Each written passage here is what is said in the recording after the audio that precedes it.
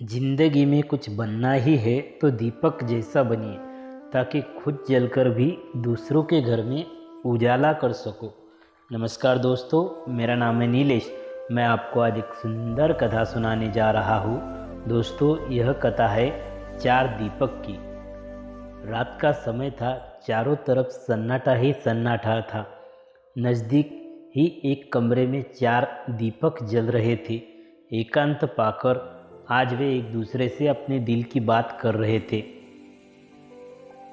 तब पहला दीपक बोला, मैं शांति का प्रतीक हूँ, पर मुझे लगता है कि अब इस दुनिया को मेरी ज़रूरत ही नहीं है, क्योंकि हर तरफ अशांति और लूटमार मची है। यहाँ अब और मैं नहीं रह सकता। इतना कहकर पहला दीपक था वह बुझ गया। तब दूसरा दीपक भी अपने मन की बात कहने लगा। वो बोला कि मैं तो विश्वास हूँ। मुझे लगता है कि इस दुनिया में अब झूठ, धोखा, फरेब, बेईमानी, मेरी वजूद ही ख़त्म हो जा रहा है। अब मेरे लायक इस दुनिया में कुछ रहा ही नहीं। इतना कहकर दूसरा दीपक भी बुझ गया। तब तीसरा दीपक भी दुखी था। वह बोला कि मैं प्रेम हूँ, मैं हर किसी के लिए हर पल जल सकता हूँ, लेकिन अब किसी को पास मेरे लिए वक्त ही नहीं बचा। स्वार्थ और नफ़रत का भाव लोगों के मन में इतना आ रहा है कि अपनों के प्रति भी प्रेम भावना ही नहीं बची। अब ये सहना मेरे बस की भी बात नहीं। मेरे लिए यहाँ से जाना ही ठीक रहेगा। यह कहकर तीसरा दीपक भी बुझ गया।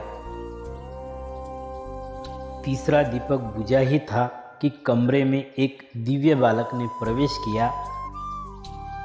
दीपक को बुझा हुआ देखकर उसे बहुत दुख हुआ।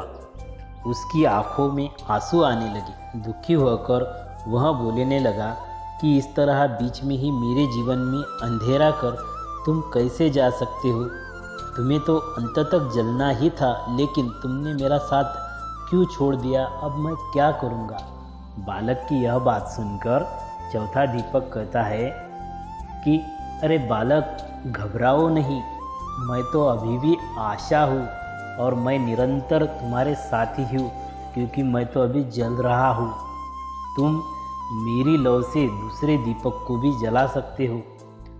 चौथे दीपक की यह बात सुनकर बालक में स्फूर्ति आ गई और उसने रोना बंद किया और सारे दीपक जला दिए। उसने आशा के साथ शांति, विश्वास और प्रेम को पुनः प्रकाशमान कर दिया।